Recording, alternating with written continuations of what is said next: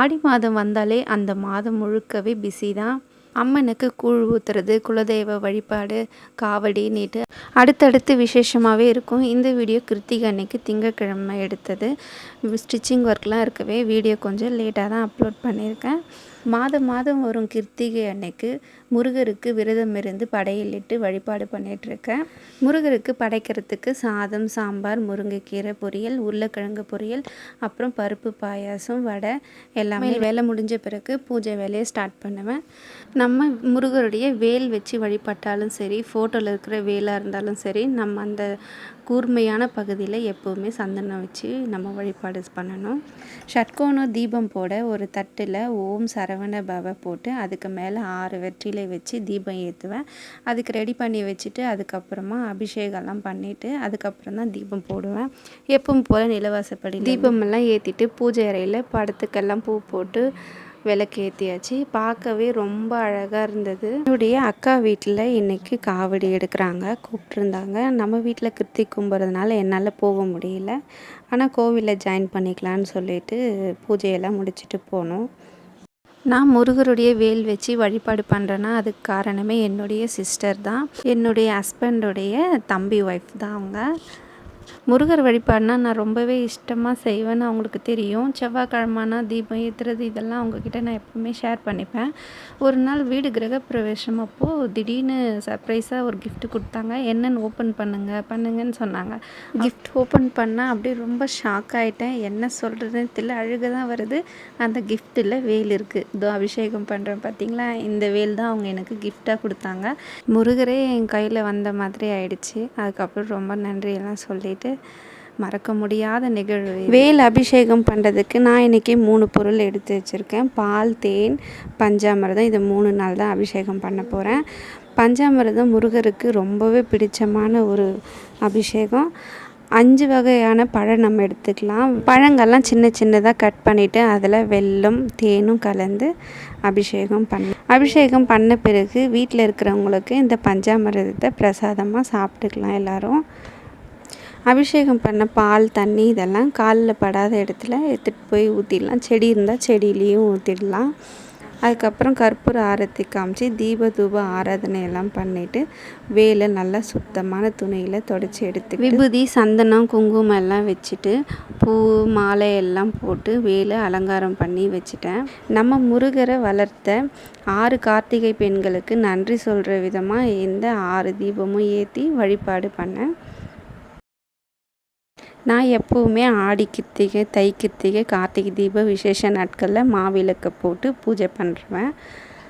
மாவிளக்கு போடுறது வீட்டுக்கு ரொம்பவே நல்லது. எங்கள் அம்மாவும் அதை விடாமல் போட்டுட்டு வரணும் அப்படின்னு சொல்லியிருக்காங்க எனக்கு. நம்ம நம்பிக்கையோடு செய்யும் போது கண்டிப்பாக எதுவுமே நடக்கும். ஒரு விஷயத்தை நம்ம வேண்டுதலாக வைக்கும் போது நடக்கலைன்னா பொறுமையோடு இருங்க, கண்டிப்பாக ஒரு நாள் நடக்கும். முருகர் நடத்தி கொடுப்பாரு. எனக்கு ஒரு கஷ்டம் வந்தால் உடனே முருகர்கிட்ட போய் சொல்லி அழுதுடுவேன். உடனே அந்த பிரச்சனையை சரி பண்ணிவிடுவாருன்றது கிடையாது. ஆனால் அந்த பிரச்சனையை ஃபேஸ் பண்ணுற தைரியத்தை கொடுப்பாரு. உண்மையாக நான் அதை அனுபவிச்சிருக்கேன். இன்றைக்கி பூஜை பண்ணது ரொம்பவே மனசுக்கு நிறைவாக இருந்தது. பூஜையெல்லாம் பண்ணிவிட்டு எல்லாருக்கும் சாப்பாடெல்லாம் பரிமாறிட்டு வள்ளிமலையில் இருக்க நம்ம முருகப்பெருமானை பார்க்க எல்லோரும் கிளம்பிட்டோம். ரொம்ப ஹாப்பியாக இருந்தாங்க பசங்கள்லாம். நான், அம்மா, பசங்க, மாமியார் எல்லாம் கிளம்பிட்டோம். போகிற வழியில் நாங்களும் அவங்க கூட ஜாயின் பண்ணிட்டோம். மொத்தமாக ஒரு 20 பேருக்கு போயிருந்தோம். 4 பேர் போனாலே ஒரே ஹாப்பியாக இருக்கும். ஒரு 20 பேர் சேர்ந்தால் எப்படி இருக்கும் சொல்லவா வேணும். ஒருத்தருக்கு ஒருத்தர் ஒரு அமக்கலம் பண்ணிட்டு போயிட்டு இருந்தோம். மாமா தான் வண்டி ஓட்டிகிட்டு வந்துட்டு இருந்தார். வள்ளிமலைக்கிட்ட சாமிக்கிட்ட போகிறப்போ 1 கிலோமீட்டருக்கிட்ட நிறுத்திட்டாங்க. வண்டி உள்ளே போக அலௌட் கிடையாது. அதுக்கப்புறம் நடந்துகிட்டே பேசிகிட்டே போனோம். எப்படி தான் போகிறோம், என்ன முருகா இது சோதனை அப்படின்னு நினச்சிட்டு இருந்தோம். ஆனால் தெரியல, போனதே தெரியல. நடந்து எல்லோரும்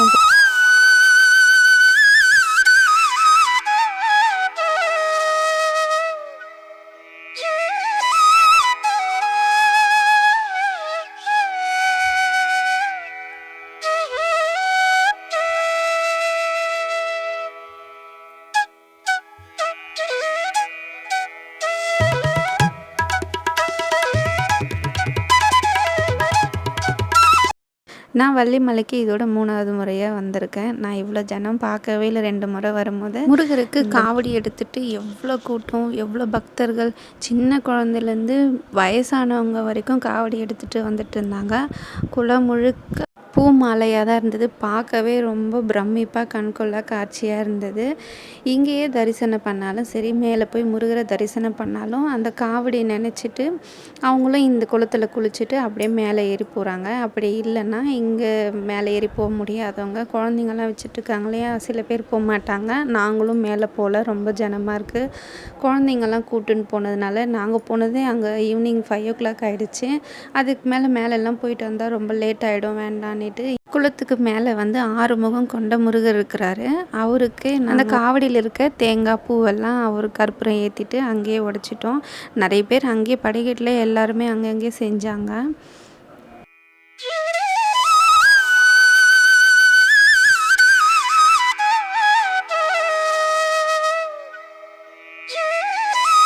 தேங்காய்லாம் உடைச்சி முருகருக்கு பூஜை பண்ணிவிட்டு அங்கேயே தீபம் போடலான்னா போட முடியாது, குளத்தாண்ட ரொம்ப ஜனமாக இருந்தது.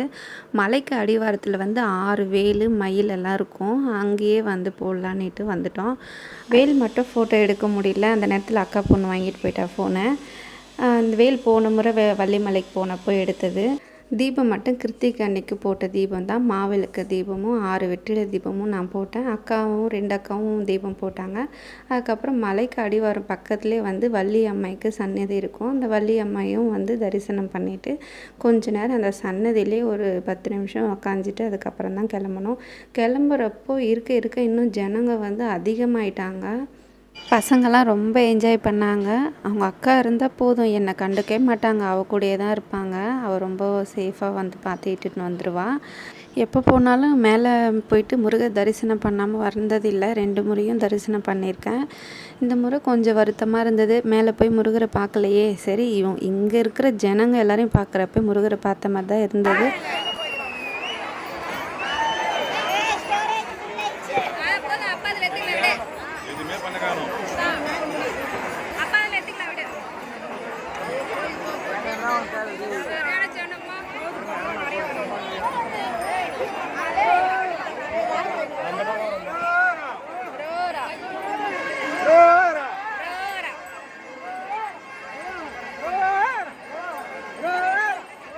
எல்லாரும் முருகருக்கு அரோகரா சொல்லிட்டு வந்துட்டு இருந்தாங்க. நான் முருகரை பார்க்கலேன்னு ஃபீல் பண்ணி வந்துட்டு இருந்தேன் இல்லையா. பாருங்கள், உடனே முருகருடைய அற்புதங்களே இதுதான்.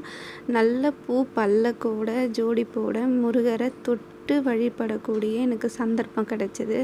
முருகருக்கு ரொம்ப ரொம்ப ரொம்ப நன்றி சொல்லிவிட்டு அப்படியே வழிபாடு பண்ணிவிட்டு சந்தோஷமாக மனநிறைவோடு நாங்கள் வெளியே கிளம்பி வந்துட்டோம். வீட்டுக்கு வர வழியில் அன்னதானம் போட்டுட்டு இருந்தாங்க. நாங்களும் அன்னதானம்லாம் வாங்கி எல்லோரும் குடும்பத்தோடு உக்காந்து ஃபேமிலியாக சாப்பிட்டுட்டு முருகரை பார்த்த சந்தோஷத்தோடு எல்லோரும் வீட்டுக்கு கிளம்பியாச்சு. என்னோடய வீடியோ உங்களுக்கு பிடிச்சிருந்தா லைக் பண்ணி சப்ஸ்கிரைப் பண்ணி வச்சுக்கோங்க. நாளைக்கு இன்னொரு வீடியோவில் பார்க்கலாம். தேங்க்யூ, பாய்.